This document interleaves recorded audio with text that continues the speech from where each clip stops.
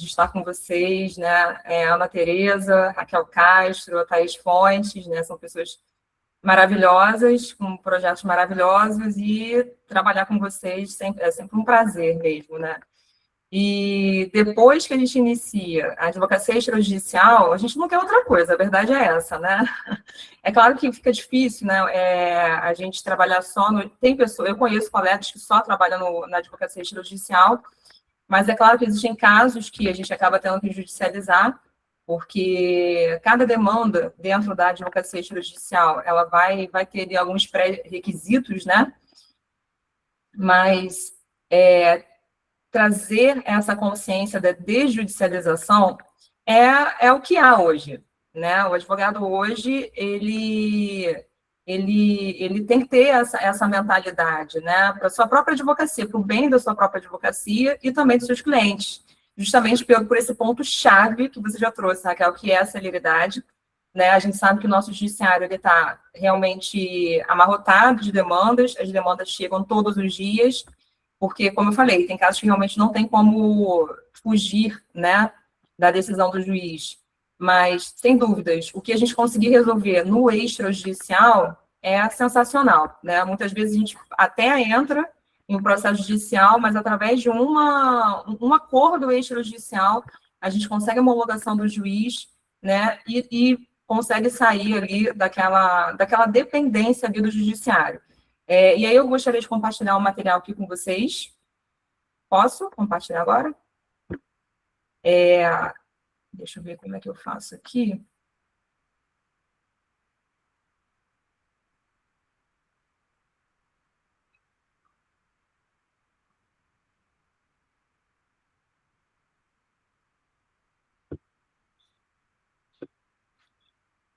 Vocês conseguem ver já o compartilhamento?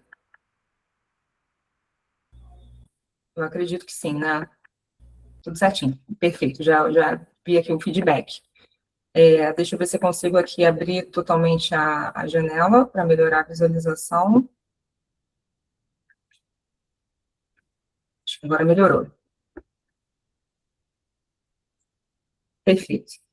Então, esse tema, né, eu já quero deixar aqui também a minha rede social, brunafeitosa.adv. Quem não conseguir ficar para o restante dessa aula, né, eu sei que pode acontecer, somos todos advogados, né, com várias demandas, então já queria deixar aqui a minha rede social, brunafeitosa.adv. Quem também tiver perguntas, quiser mandar dúvidas, eu estarei lá à disposição de vocês, tá? E o objetivo dessa aula é compreender a desjudicialização, apresentar uma base legal, já para você entrar nesse mercado, quem ainda não conseguiu entrar nesse mercado, ter pelo menos a base legal, né, jurídica ali, para ter um direcionamento, aplicações práticas, tá? As aplicações práticas, elas são fundamentais, assim, né? Uma aula totalmente teórica, para nós advogados, não funciona tão bem, porque a nossa prática, ela, na verdade, vale ouro, né? Quem ainda não teve essa experiência, né, de um contrato ali, esse tipo de prestação de serviços, e escuta a experiência do colega, né, como funciona na prática, isso é muito legal, né? Inclusive, todos os livros que eu tenho coordenado através da Editora Foco, eles trazem prática, não somente teoria, porque nós advogados precisamos disso, né? Precisamos da prática mesmo, e uma prática adiantada. A gente sabe que existe a legislação, mas que na prática não é exatamente, talvez ali como funciona, e também na nossa legislação não tem a previsão ali de tudo o que pode acontecer na nossa prática, né? E as oportunidades, né? O nicho da advocacia extrajudicial, ela, sem dúvidas, ela vai aumentar. Uma hora ou outra pode chegar um inventário extrajudicial de um primo, né, de uma tia que entrou em contato com você e falou assim, você atua? Eu sei que você é previdenciário, mas você faz esse inventário aqui para mim? Então, ainda que não seja a sua especialidade, né, principal do seu escritório, é um tipo de demanda que pode chegar para você, né? E o conceito é exatamente isso, é uma atuação fora do processo judicial, caráter totalmente preventivo e resolutivo também, então muitas vezes a gente consegue prevenir problemas maiores, né, maiores dificuldades, e também algo que muitas vezes um imóvel, por exemplo, pode chegar totalmente embaraçado e a gente consegue regularizar ele totalmente de forma extrajudicial, sem precisar de demandar o judiciário e sofrer todo aquele tempo, né, toda aquela demora. Então, a gente, consequentemente, vai reduzir a sobrecarga do judiciário e a gente também vai ter um resultado muito mais célere, muito mais eficiente também, tá? Então, dentro da desjudicialização, eu tenho aqui alguns temas para vocês verem que realmente não são poucos os temas que a gente pode atuar no extrajudicial, né? Eu sou especialista em direito imobiliário e atuo também em inventário, planejamento sucessório, planejamento patrimonial, porque quando a gente fala de imóveis, a gente tem que falar de patrimônio, né? Então, e muitas vezes pode chegar também em situações de partilha dentro de um divórcio, enfim. Então, aqui eu trouxe aqui alguns nichos, como inventário, divórcio e separação, uso capião, uma forma de regularização do imóvel, né? Subsidiária, aquela última, o cliente já chega no escritório, quem é especialista em direito imobiliário sabe, que o cliente já chega no escritório falando, eu quero fazer essa uso capião, será que dá? E muitas vezes a gente consegue regularizar ele, em que pese a gente consegue fazer isso extrajudicial, existem outros procedimentos ainda mais rápido até do que o uso capião, mas ele realmente, antigamente, a gente só conseguia fazer de forma judicial. Depois a gente vai falar dele para se aprofundar sobre a uso capião hoje. Eu separei 4 ou 5 temas aí dentro da desjudicialização para falar com vocês. Tá? Então, produção de provas, não precisa só demandar, não precisa mais demandar obrigatoriamente, né, de forma judicial. A gente consegue fazer produção de provas através de uma ata notarial, por exemplo. Já estou aqui adiantando algumas coisas para vocês. Então, a gente já consegue fazer produção de provas antes.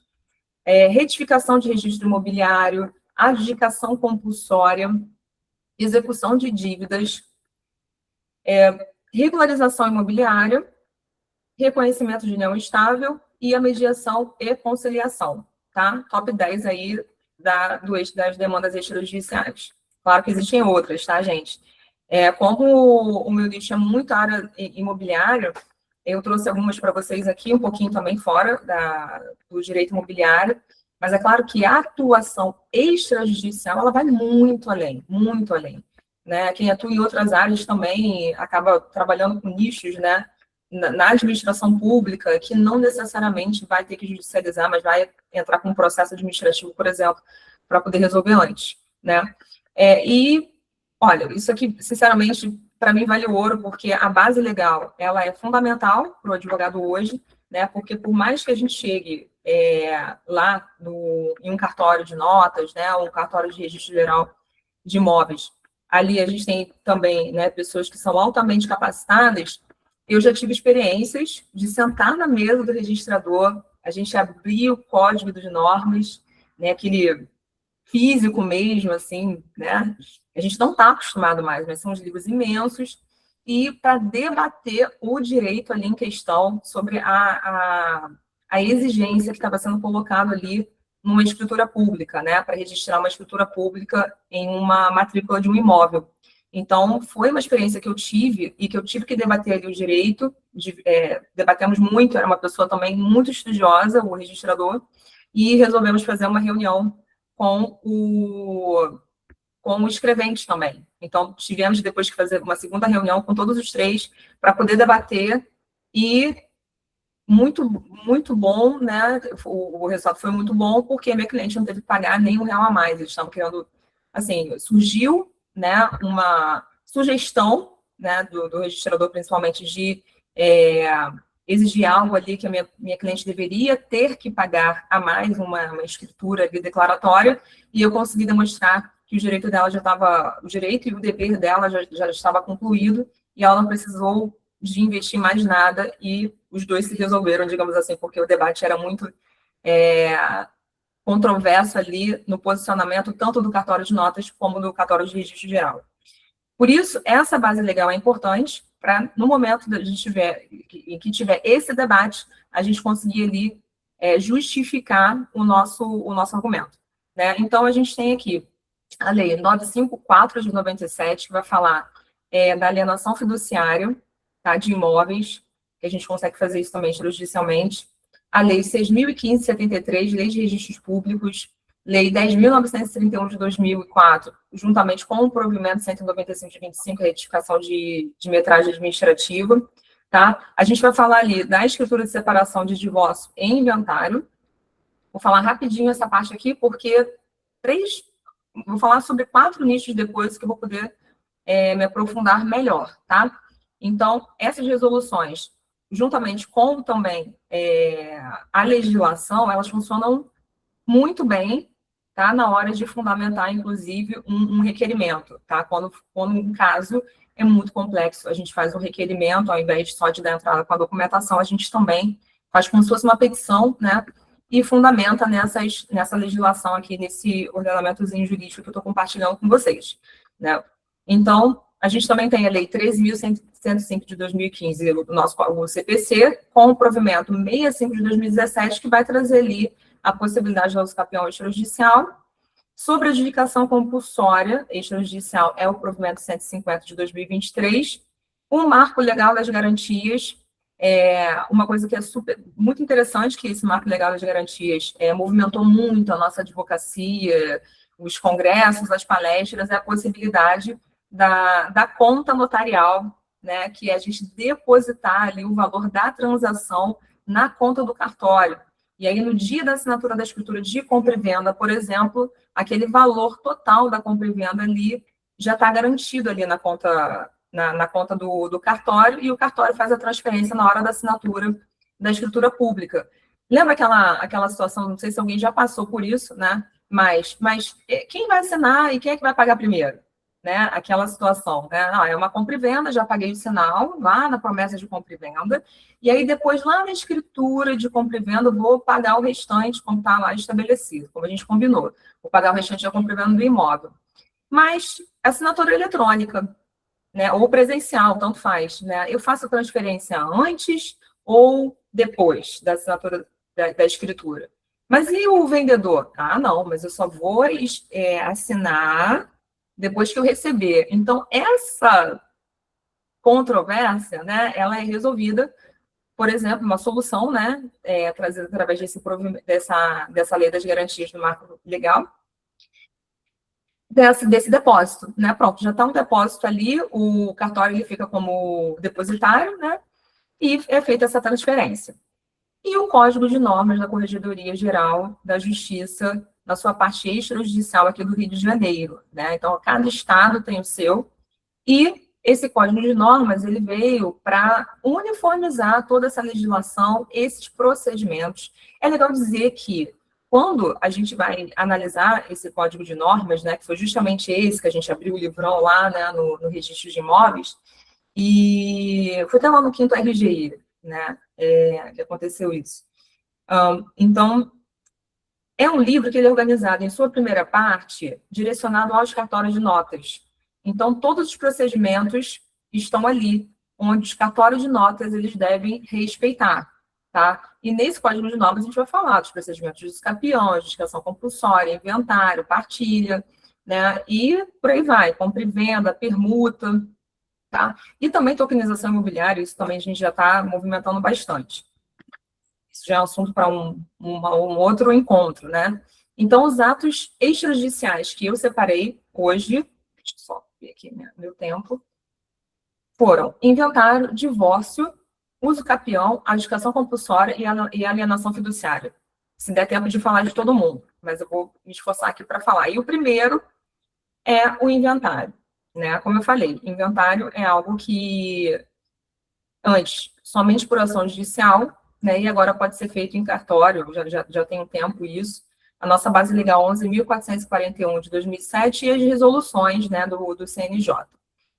E aí o que eu tenho para falar para vocês, né, primeiro eu vou dizer aqui que esse artigo 610, parágrafo 1º do CPC, é o artigo que possibilita isso, né, é o artigo que diz que, não havendo consenso entre os herdeiros, né, partes capazes, o inventário ele pode ser feito de forma extrajudicial, sem necessidade de judicializar.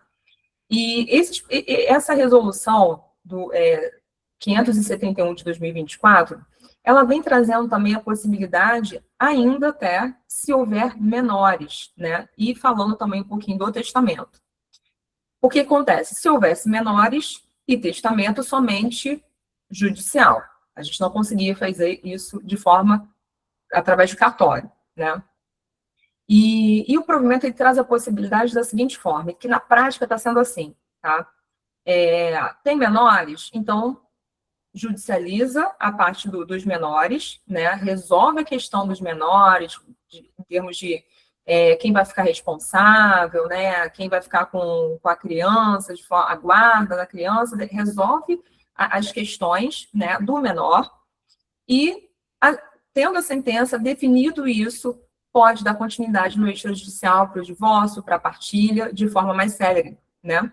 Então, isso é uma solução. Uma solução interessante também para dar celeridade aos testamentos é a gente entrar com uma ação. Tem testamento? Ok. A gente precisa da fiscalização do Ministério Público, né?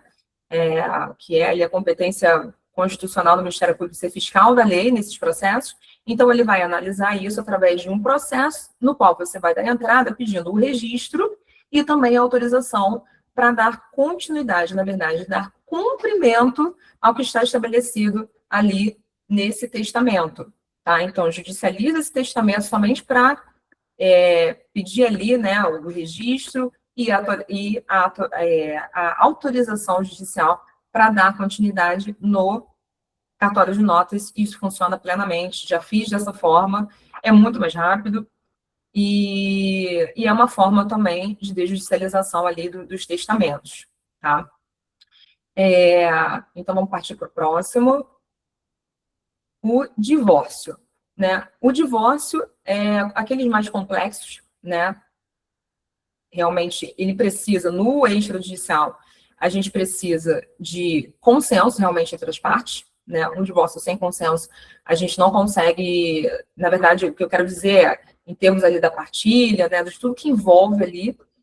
Então, antigamente, a ação judicial era obrigatória. Hoje, ela pode ser feita pela escritura pública em cartório, né? E o consenso que eu me refiro é em relação à partilha, né? Em relação a tudo que se refere ali à questão patrimonial, porque o divórcio, ainda que não tenha consenso, no judicial, por liminar ali, né, uma decisão antecipada, a gente já consegue adiantar, porque não precisa, o divórcio ele não é necessariamente, não precisa da anuência do outro, né?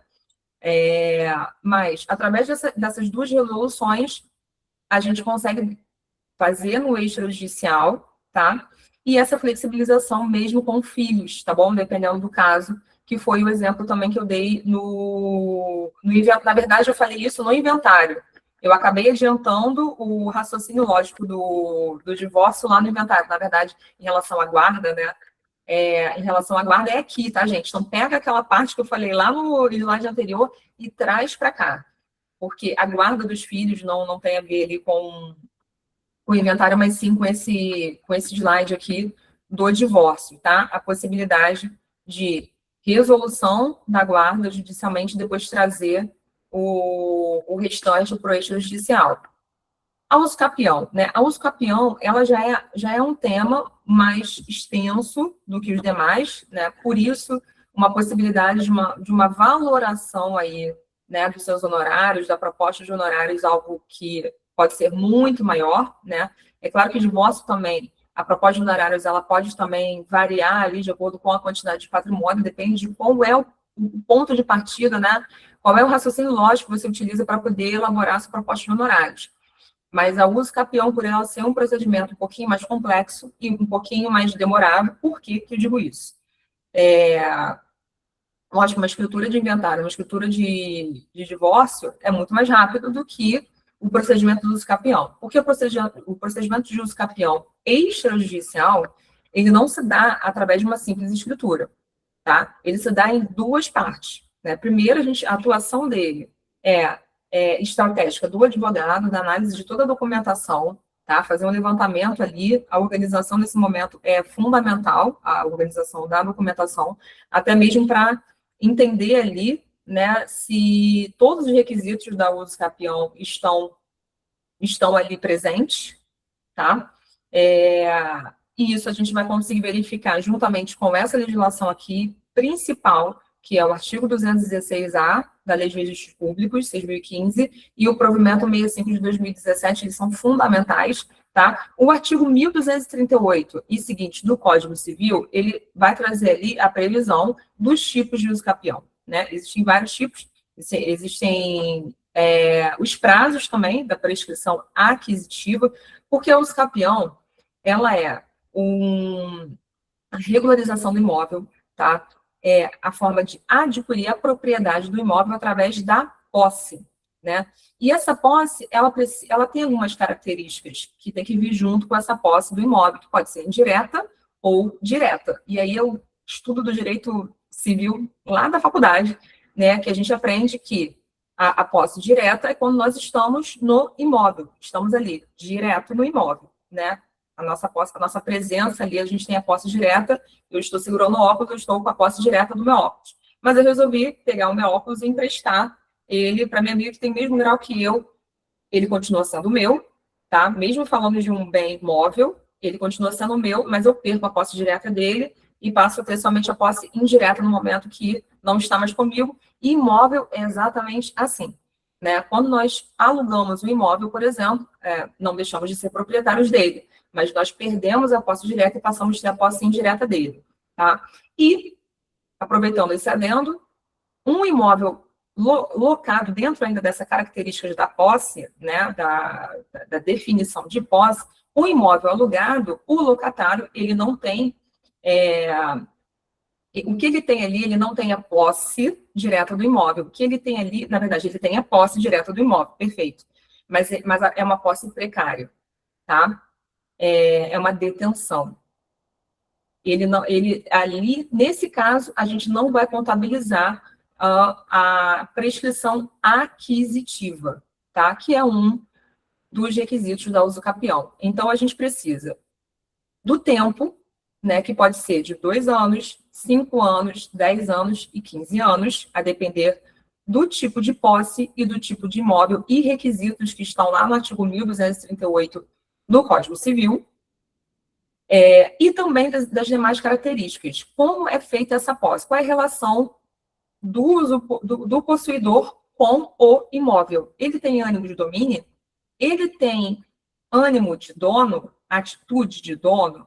Então, e aí a gente comprova como isso, né? Através das contas, pagamento de todas as contas. Olha, eu já tive um caso aqui no escritório que ele ainda está em andamento, porque é um caso que a gente não teve como fazer no extrajudicial, mas é um caso que ele é bem redondinho mesmo, complexo pela quantidade de documentação, mas que um exemplo muito prático era um imóvel que o cliente ele estava ali utilizando o imóvel, e aquele imóvel já estava cheio de dívida. Tinha dívida de IPTU, dívida de condomínio, são as piores dívidas, né? Piores dívidas aqui do Brasil, porque você pode perder o seu imóvel mesmo sendo um único imóvel e com características de bem de família.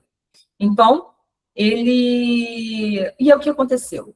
Ele pegou essa dívida de condomínio, ele pegou essas dívidas de IPTU e quitou todas, além da prescrição aquisitiva ali do tempo. Ou seja, quem faz isso é porque, mesmo não sendo dono, ele está tendo atitude de dono.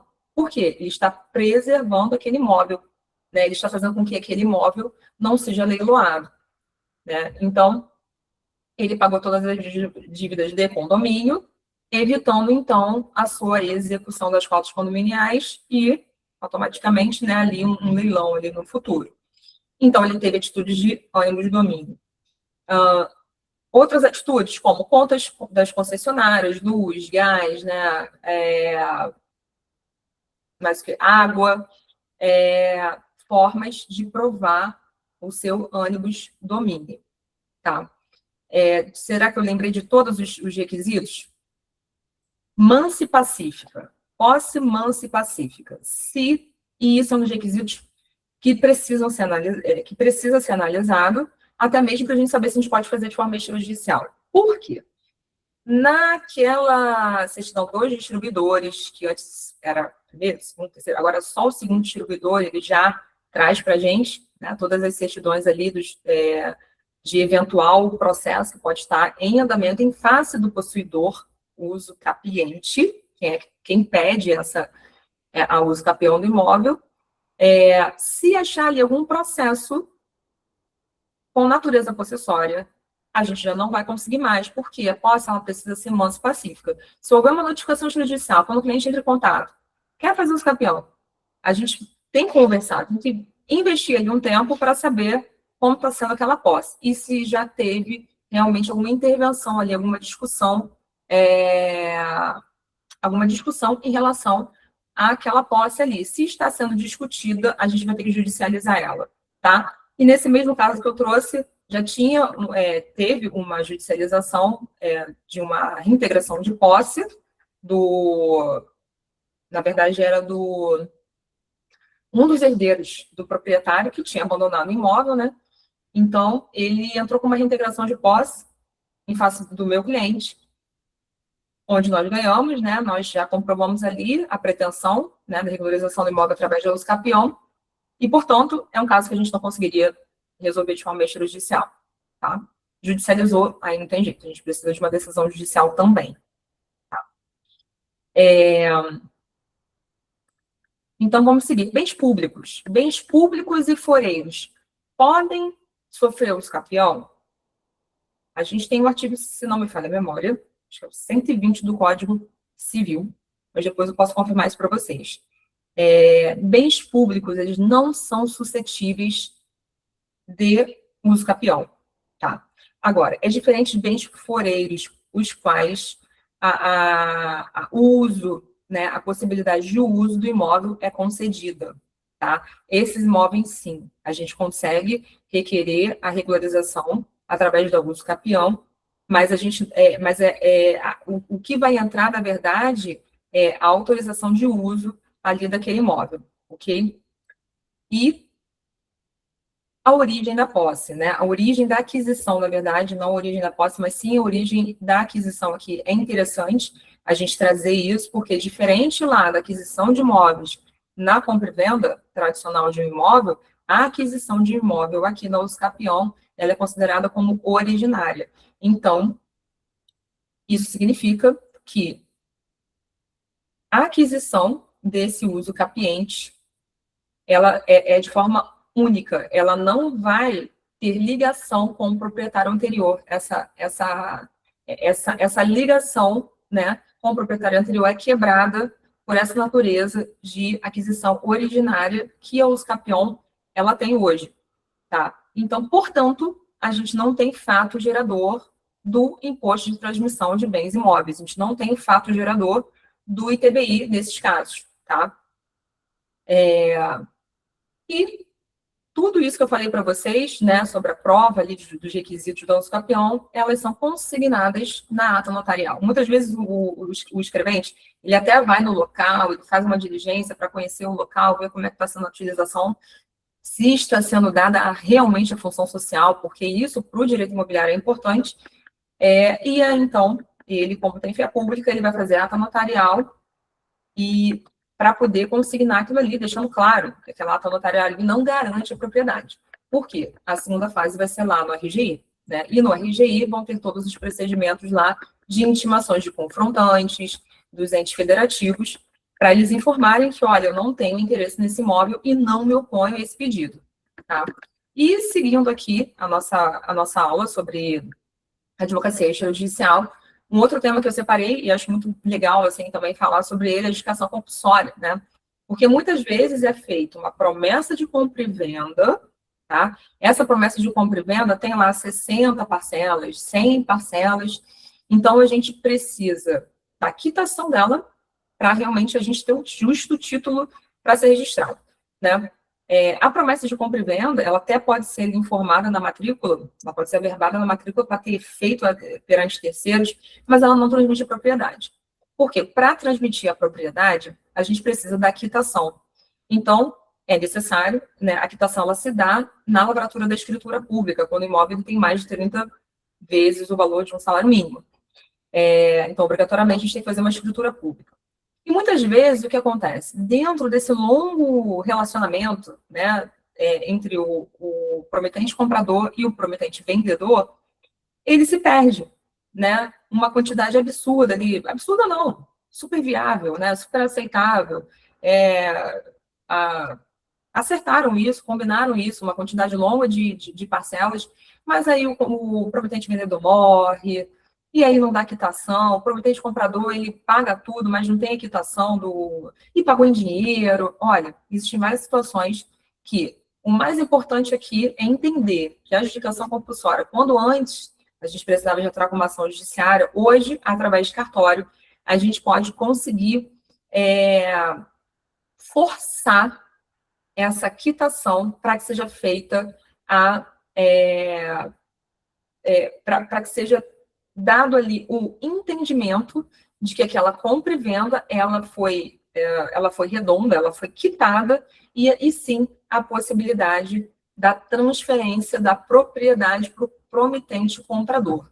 Tá?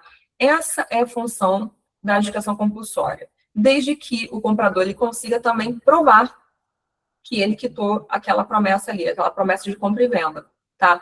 E isso é muito legal, porque também facilita, né, a vida de quem já está ali no imóvel, e muitas vezes, se não tem como comprovar, aí a solução acaba sendo realmente, talvez, um mau uso capião, dependendo do tempo que ele esteja ali no imóvel, tá? Mas, sempre lembrando que a uso capião é uma forma subsidiária de todas as formas de regularização que nós temos, né? Porque se nós temos, por exemplo, escrituras públicas de inventário que precisam ser registradas e ser adicionado ali na matrícula, né? Toda a cadeia dominial é por lá que a gente vai fazer. Por isso que o nosso papel como advogado é analisar qual é a melhor estratégia. Muitas vezes o cliente ele chega já com a resposta, porque ele viu no Google, ele viu no chat GPT, ou ele ouviu alguém falar, e aí ele acha que é daquela forma, mas o estrategista somos nós, né? Então, a gente vai ver qual é a melhor forma, a forma menos custosa também, né? E mais célere. Mais célere e eficiente também, claro, né? Eficaz para aquele caso.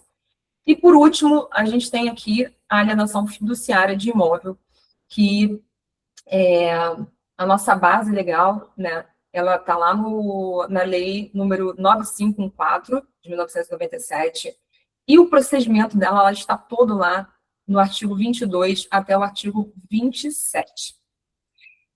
Como funciona a alienação fiduciária dos imóveis, né? A alienação fiduciária ela funciona como uma garantia naquele momento em que o credor fiduciário, né? Aquele momento que aquela pessoa, que pode ser pessoa física ou pessoa jurídica, geralmente um banco, ele faz ele adianta aquele valor ali da compra e venda do imóvel, ele transfere, ele paga, ele quita aquilo que falta ali para a aquisição do imóvel na compra e venda, e a relação dele com o promitente comprador é de crédito, né?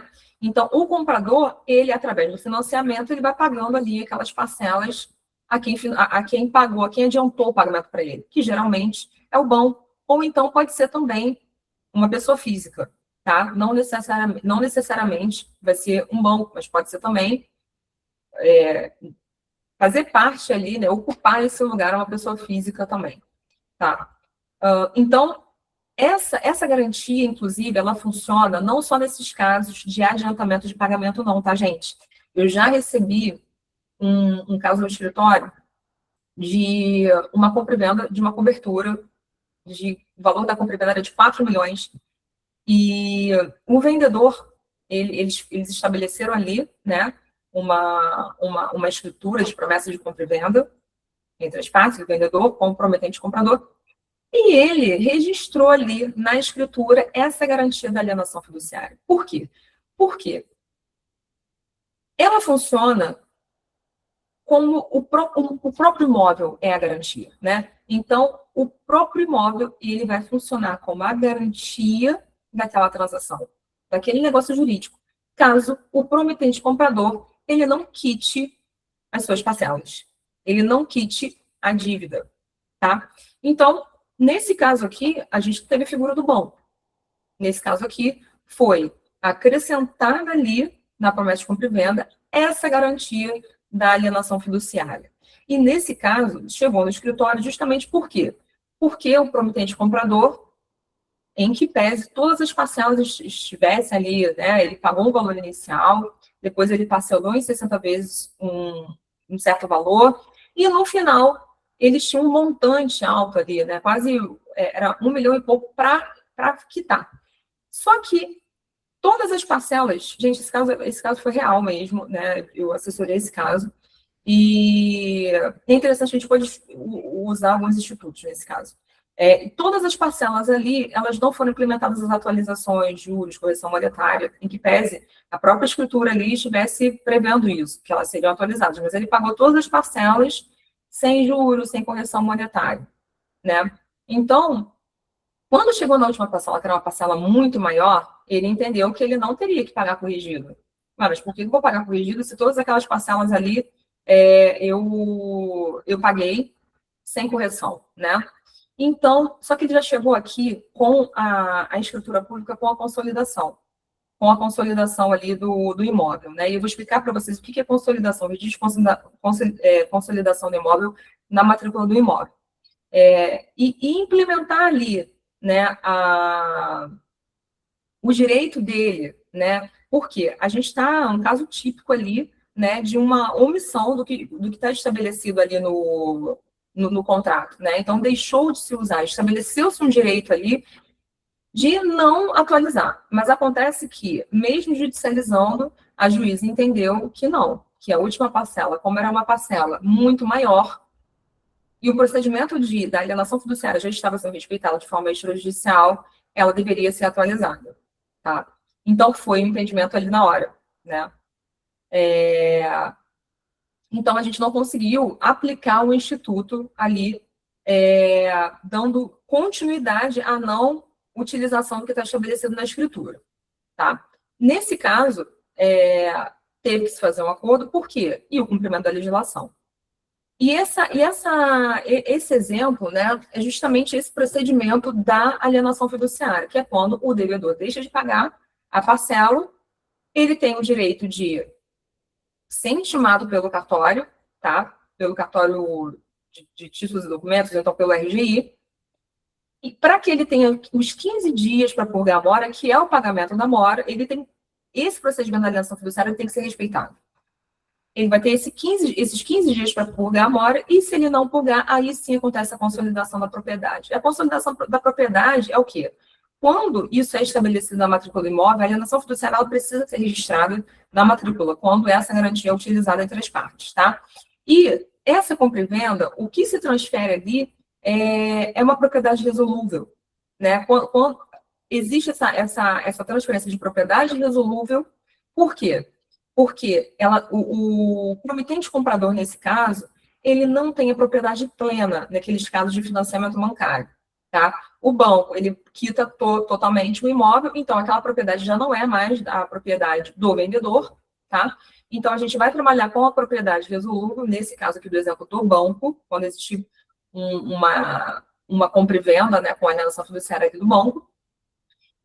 E, então, quando existe essa quebra de contrato, né, pelo comprador fiduciante, o banco ele tem direito a fazer a consolidação da propriedade, que significa transferir a propriedade plena para ele.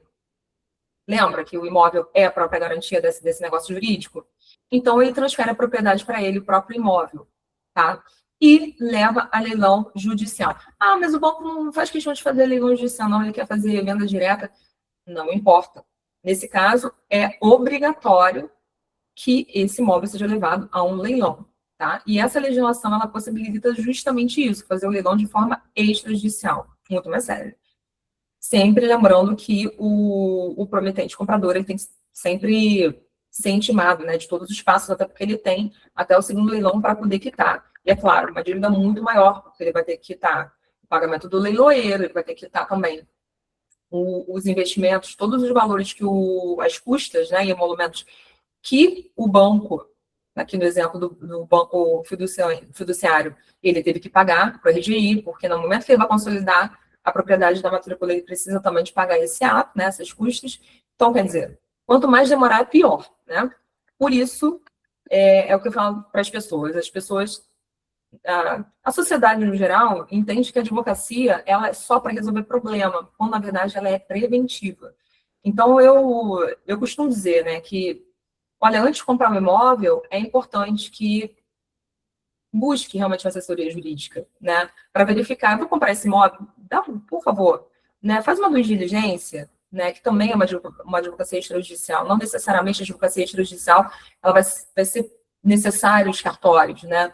A gente acaba precisando, mas tem casos que eu dou um sinal de alerta, um alerta vermelho, olha, como já aconteceu algumas vezes, olha, essa casa nem os campeões a gente consegue fazer. Tá bem complicada de regularizar, mesmo que você adquira a posse, você não consegue. Primeiro, não consegue nem a propriedade, do jeito que ela está, né?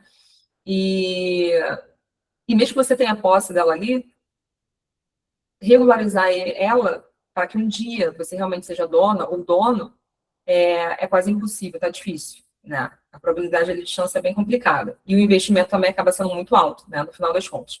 Então, ela desistiu. Esse é um caso também real. Ela desistiu daquela compra e venda daquela casa e buscou outra casa, né? E aí, nessa segunda casa, eu fiz a due diligência, né? Que é uma verdadeira auditoria. E aí, sim, ela prosseguiu e, enfim, é uma satisfação muito grande acompanhar o cliente na compra e venda, assinar ali junto e ver, né, o cliente chorando, feliz, né? Isso realmente é algo muito legal na nossa advocacia, né? Ver algo ali acontecendo de forma... E aconteceu porque teve prevenção, tá? Porque antes ela ia comprar um imóvel que nem os campeões a gente ia conseguir fazer. Então é isso, gente. Entrando, né, para finalizar aqui, já estou aqui nos últimos minutos finais da aula, o papel do advogado é esse, né? É muito legal, assim, e importante que todos nós aqui, né, possamos nos unir nesse sentido de explicar para as pessoas no nosso dia a dia, através das redes sociais, que a advocacia, ela não é só um trabalho igual bombeiro, né, para apagar fogo, não é só isso. A gente trabalha também muito com prevenção, né? É um investimento que vale muito a pena, né? Tem pessoas ali perdendo muito dinheiro no mercado porque não tem orientação adequada e especializada, tá? Sem estratégia, inclusive, né? Então, essa possibilidade da gente, inclusive, utilizar os cartórios aí ao nosso favor, né? Bom para nós, bom para o cliente, bom para os cartórios também. A gente acaba fazendo relacionamento, né? Por causa das demandas e acaba sendo até mais célere com a utilização de WhatsApp, uma comunicação também mais direta, mais precisa, mais objetiva. E os casos práticos, né? Como eu falei aqui para vocês, já compartilhei. Eu acho que isso é muito legal, a gente compartilhar casos práticos. E para concluir, né? É uma área que está em crescimento, de alto valor, né? No momento que a gente vai apresentar os nossos honorários, é importante que lembre-se de quanto você precisou de estudar, de quanto você precisou de se dedicar para simplesmente uma consulta de 40 minutos a 1 hora dar a solução. Para casos que muitas vezes o cliente traz cinco documentos, mais um processo de andamento para analisar, né? Como foi o caso recente aqui, eu precisei me debruçar durante 2 dias e meio, para ser mais sincera. E então, realmente, a nossa advocacia é uma advocacia muito viva, né? Quem acha que agora me formei, agora é só atender, não. Lembre-se, a gente precisa sempre de aprender. A nossa advocacia ela está sempre mudando e graças a isso, né? Graças a essas mudanças, a gente abriu aí um leque absurdo para trabalhar de forma extrajudicial. Então, finalizando, eu quero agradecer também a todos, né? Em especial a nossa presidente da OAB, Ana Tereza, a Raquel Castro, nossa presidente da Comissão de Mentoria Jurídica, a Thais Fontes, uma pessoa também muito dedicada, muito trabalhadora, e deixar aqui uma mensagem para vocês, né, todos os colegas da mentoria, né, Isabelle, Bruno, que também deu uma excelente palestra anterior, o meu grande abraço, meu grande agradecimento também por essa jornada compartilhada, e deixar a mensagem: o advogado que domina o extrajudicial não espera o conflito, ele resolve antes dele virar processo. Né? Que seja assim, gente, que seja assim a nossa advocacia. Esse é o meu sonho, né? Ter 90%, né, Raquel, de demandas somente extrajudiciais. Queria, Bruna, como eu queria que fosse assim na minha vida. Mas, infelizmente, minha área não tem muito como fugir das demandas. Mas, nossa, seria... É a verdadeira advocacia preventiva, né? Não só você evitar o problema para o cliente, deixando ele sempre muito bem resguardado, mas quando alguma coisa surgir, você imediatamente já consegue resolver de uma forma mais célere, né? É verdade. Bruna, muitíssimo obrigada pela sua palestra. Obrigada por ter aceitado aqui o nosso convite. Espero poder contar com você nas próximas. E, gente, a Bruna tem um projeto de grupo de estudo. Fala para o pessoal, Bruna, do seu projeto de grupo de estudo, quando é que vai começar? Sim, a gente vai começar a divulgação, acredito que para o mês que vem. Ainda vou conversar, né, para a gente começar a estabelecer as divulgações, né, através das redes sociais da mentoria jurídica, então sigam também as redes sociais para poder acompanhar, porque a gente vai divulgar por lá quando vai começar. Eu acredito que esse mês ou o mês que vem a gente vai começar os grupos de estudos presenciais, né, que é interessante a gente começar a levar temas no sentido de debater, no sentido de compartilhar experiências também, aprender. Eu estou sempre aprendendo, quando chega mentorado aqui também. É muito legal, né? Porque é isso, gente. Experiência é experiência, né? A mesma experiência que eu tive, provavelmente não vai ser a mesma que vocês, né? Então, esse grupo de estudo é legal. E o diferencial é esse, né? A gente se reunir presencialmente e levar os temas, debater os temas, e de repente surgir aí até um projeto de lei no grupo de estudo. Isso é super possível, né? A gente levar temas ali de anteprojetos, né? E também ajudar aí o Poder Legislativo, né? Já tive experiências parecidas, enfim, né? Esse grupo, Bruna, é de direito imobiliário, não é isso? Oi? É direito imobiliário, né? O meu grupo de estudo, sim. O meu grupo de estudo é de direito imobiliário,